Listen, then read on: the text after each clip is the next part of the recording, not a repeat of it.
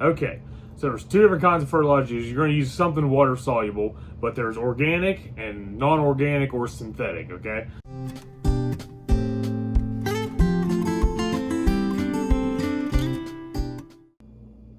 Hi, welcome back to Buckeye Gardener channel. Today I want to talk real quick about when to fertilize seedlings. You start reading about it online. There's so much information and it's hard to understand. People use different amounts and this, and different fertilizers take different stuff. So let's do a real quick video here and explain to you how I do it and why I do it the way I do it.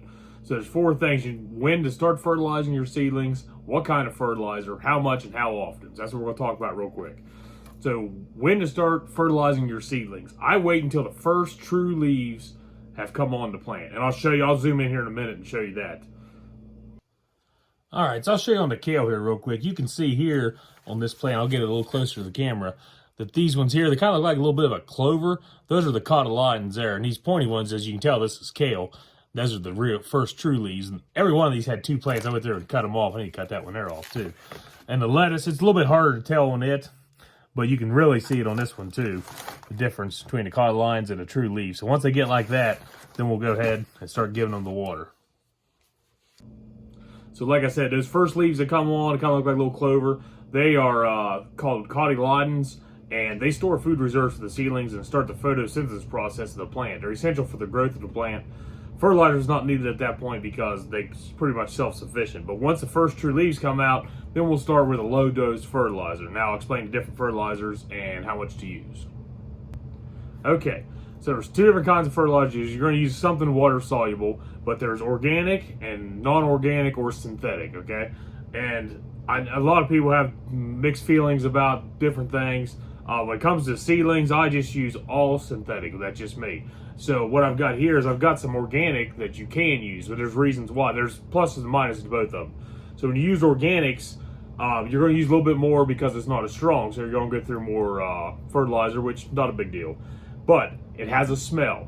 You might not want to use this inside. See, I'm in the basement right now where I start all my plants, and I'm not going to use this in my house. This one's not too bad. This is AgriThrive. I really like this fertilizer outside. I think it's really good stuff. And you probably want more of the general purpose. This is the fruit and flower. I use this later on my peppers and stuff.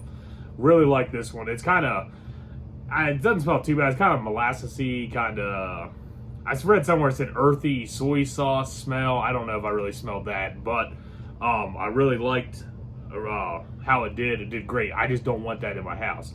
And the other thing you can use is fish fertilizer. And yes, it's going to smell like fish. It's really potent sometimes. And I like to use that outside on my onions when to give them extra nitrogen. So I use all of these outside. I don't want these in my house. So that's why I'm going to use synthetics. Another thing is when I mix up my water, I'll mix up half gallon or a gallon at a time. I may not use all of it right away. Use synthetics, no big deal. I just let it sit and use it again next week. But if you use these and you let them sit, they're going to ferment, they're going to stink. And if you use these outside in the greenhouse, it'd be great. But that's the reason I'm not using them. And I'm going to use the Miracle-Gro. And I've got the tomato plant food. And the reason I have this one, it's more of a balanced fertilizer. I think everything I've read, I think you want something balanced. This is 18-18-21. So it's a little strong, but so it'd be like close to triple. It's pretty much triple 20, which is what a lot of people use.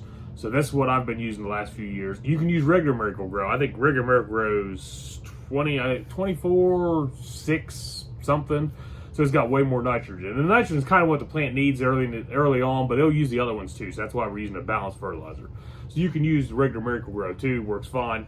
But I'll tell you how much to use on that too. But that's the two different kinds. You can, some people's just straight organic, and some people don't care. I don't care. So I just don't want the smell in the house. That's why I'm using that one. All right, now the part everybody panics about is how much fertilizer to use.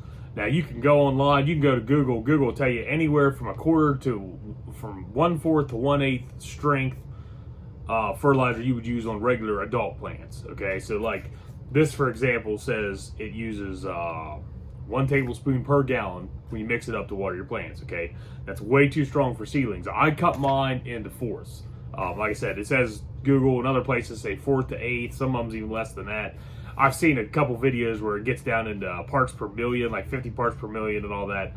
I'm not worried about that. I did it this way this is the 4th year I've started from seed. I did the same thing every year and it works great. So what I do is I do a quarter strength. So the 1 tablespoon That's equal to 3 teaspoons. So we'll just put it in teaspoons because that's what we're going to measure with, okay? So that's quarter strength of that is going to be 0.75 teaspoons per gallon. So 3/4 of a teaspoon per gallon, okay?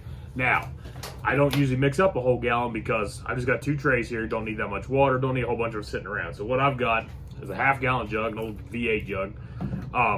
So I'm going to cut that in half again, like I said. So then instead of the 0.75 teaspoons a gallon, we'll do 0.375. So a little over a third, not quite a half. So if you use Miracle-Gro or anything, they come with these little scoops. Well, the one side of the scoop is 1.5 tablespoons, and the other side is 1/2 teaspoon. So we're going to use just a little bit under that. So I'll just go ahead and mix it real quick because we're going to use it. So I'll take my spoon and I'll just shake a little bit out. So it might be hard to see, but I got a little bit of a dent right there where it's not totally full. Let's say it's not rocket science. That's how much I'm going to use.